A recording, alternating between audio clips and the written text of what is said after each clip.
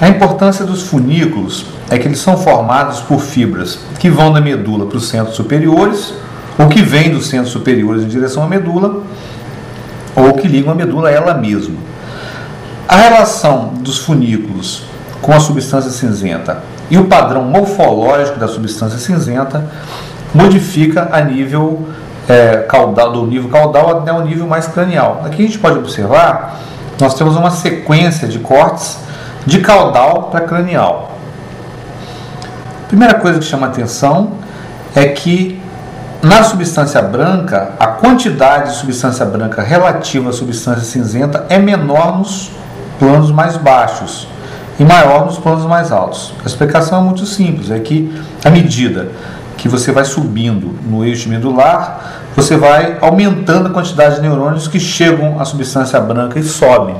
Então, por exemplo, impulsos que chegam ao H medular posterior, ela sobe, num plano mais alto nós temos aqueles axônios que já subiram, e aí esses se somam outros, e mais outros, e mais outros, até que chega a medula cervical, onde você tem um padrão de todas as vias sensitivas ascendentes, desde as mais baixas até as mais altas. Então isso vai aumentando o tamanho de substância branca em relação à substância cinzenta. Da mesma forma, as fibras descendentes, elas vão chegando à medula cervical alta e vão permanecendo nessas topografias mais altas. Então, à medida que você desce no neuroeixo, você diminui as fibras descendentes. Isso faz então essa diferença em relação de corte a nível de substância branca. Um outro fator bem determinante é a morfologia da substância cinzenta. Aí a característica principal é que na região das intumescências, ou seja, na região de origem do plexo lombosacro e do plexo braquial, nós temos o crescimento da coluna anterior em sentido lateral. Na verdade, existe um grupo lateral que se encontra presente apenas nessas regiões de intumescências. Isso acontece tanto na região do plexo lombosacro, como também na região do plexo braquial. Você tem um crescimento lateral da coluna anterior.